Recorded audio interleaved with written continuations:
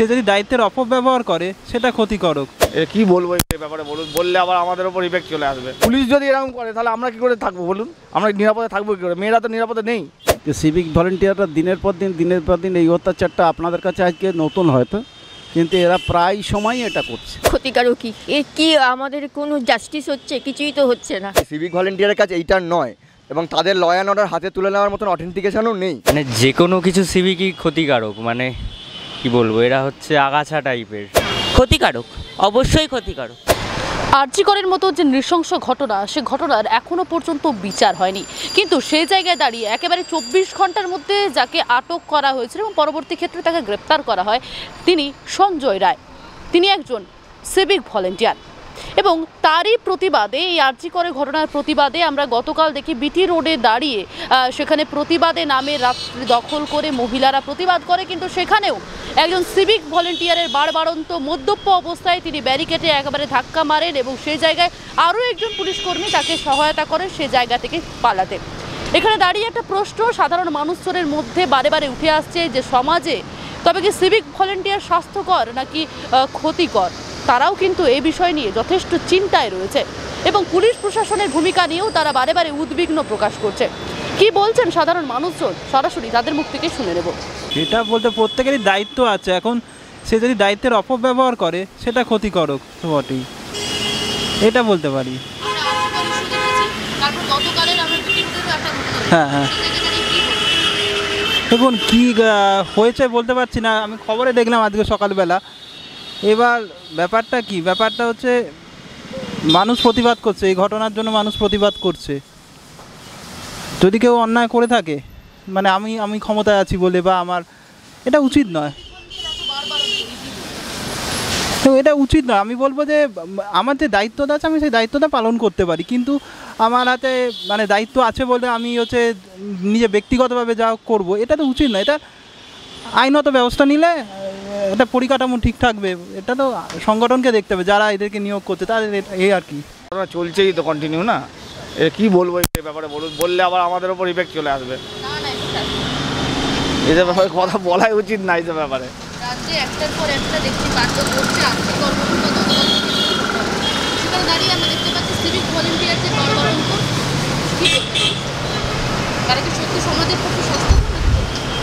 এগুলো করা ঠিক না, এগুলো তো মানে খুবই বাজে ব্যাপার হচ্ছে এগুলো।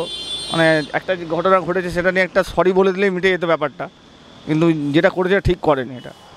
তারপর হ্যাঁ, তার জন্য সাধারণ মানুষ সকালবেলা অসুবিধায় পড়ে গেল, এগুলো ঠিক হচ্ছে না এগুলো। হ্যাঁ, এটা ঠিক করছে না এগুলো, এরকম করা উচিত না। ওনার তো সরি বলা উচিত সবার সামনেই সরি বলে নেওয়া উচিত এখন, আমি যেটা মনে করি। কালকেই বলে দিলে ভালো হতো, যারা এই জিনিসটা ঘটতো না, যে সকালে যেটা হয়েছে, মানে সাধারণ মানুষ তো হ্যাঁ, তাহলে এটা তো ঠিক করছে না এগুলো। তো পুলিশ যদি এরকম করে তাহলে আমরা কী করে থাকবো বলুন, আমরা নিরাপদে থাকবো কী করে? মেয়েরা তো নিরাপদে নেই, তাও মেয়েরা সাহস করে এখন বেরোচ্ছে, রাত্রিবেলায় 1টা-1.5টার সময় বেরিয়ে প্রতিবাদ করছে।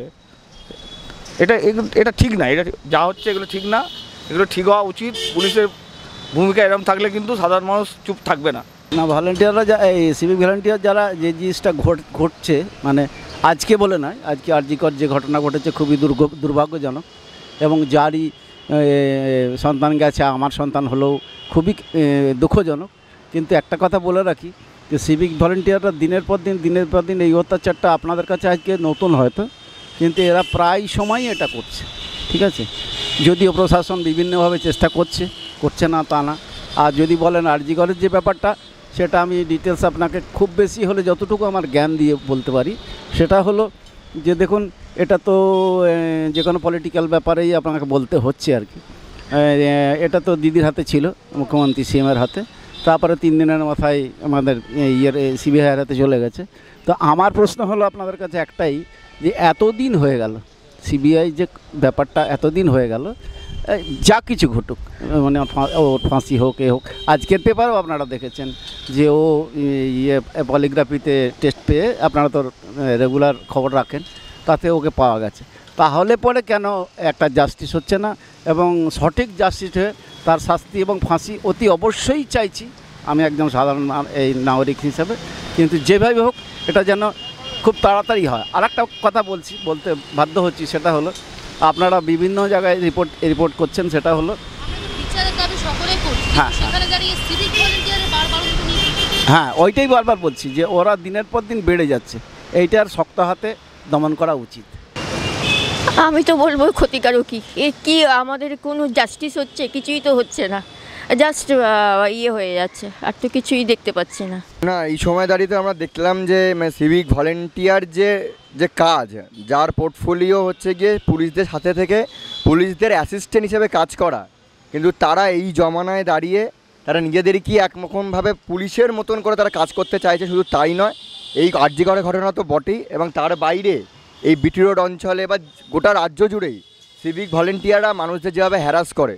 কারণ আমরা দেখেছি যখন গাড়ি ঘরদোর চালাই আমরা, সিভিক ভলেন্টিয়ারের কাজ গাড়িটাকে আটকে তাকে সার্জেন্টের কাছে নিয়ে যাওয়া, কিন্তু তারা কিন্তু নিজেরাই নিজেদের মতন করে পুলিশের মতন করে তারা ওখানে জরিমানা নেয়, তারা গাড়িকে আটকে রাখে।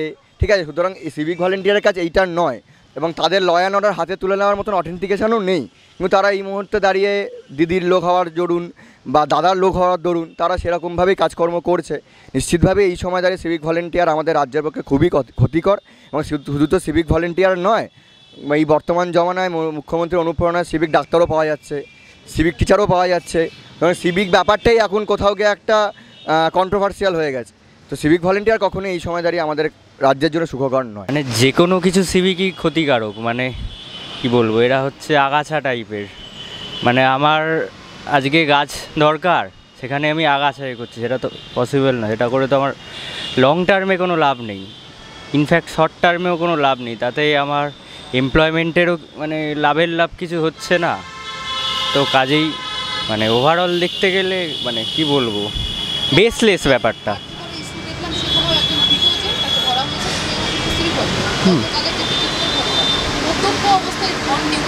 হ্যাঁ, মানে যে কোনো প্রফেশনাল ফিল্ডেই মধ্যম অবস্থায় কোথাওই কিছু হয় না প্রথমত, ঠিক আছে। তো সেখানে আজকে এদের নিশ্চয়ই কিছু স্পেশাল প্রিভিলেজ আছে, যার জন্য এরা এত দূর মানে মধ্যম অবস্থায় অন ডিউটি। ওরে বাবা, ভাবা যায় না। অনেকে দাবি করছেন যে বারবারন্ত হয়েছে সিভিক ভলেন্টিয়ারদের রাস্তাঘাটে গাড়ি চলাচলের ক্ষেত্রে বিভিন্ন ফাইন দেওয়া থেকে শুরু করে এইগুলোতে সমস্যার সম্মুখীন হতে আপনাদের।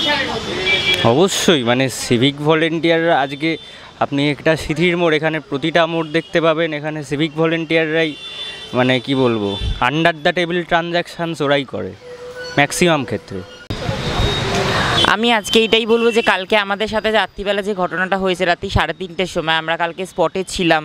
দেন আমরা এখানে কালকে প্রতিবাদী মিছিলটা করে যখন আমরা ডানলপ থেকে যখন সিটির মোড়ে এসেছি, এখানে যখন মিছিলটা হচ্ছিল ভালো মতনই হচ্ছিল, কিন্তু তারপরে রাত্রিবেলা একজন সিভিক ভলেন্টিয়ার আমাদের সাথে এসে, মানে সিভিক পুলিশ ভলেন্টিয়ার আমাদের এখানে ব্যারিকেড ভেঙে ঢুকে যায়। সে ছিল হচ্ছে পুরো ড্রিঙ্কার, ঠিক আছে, যথারীতি ড্রিঙ্কের অবস্থায় ছিল।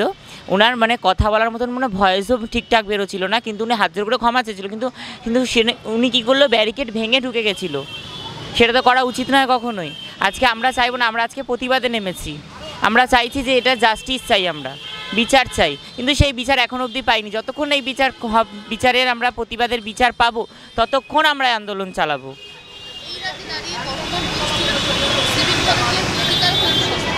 ক্ষতিকারক, অবশ্যই ক্ষতিকারক, কেন আমরা কখনোই প্রশাসনের থেকে কোনো হেল্প পাচ্ছি না সেভাবে, ঠিক আছে। তার জন্য অবশ্যই আমি বলবো যে তারা আমাদের কাছে ক্ষতিকারক।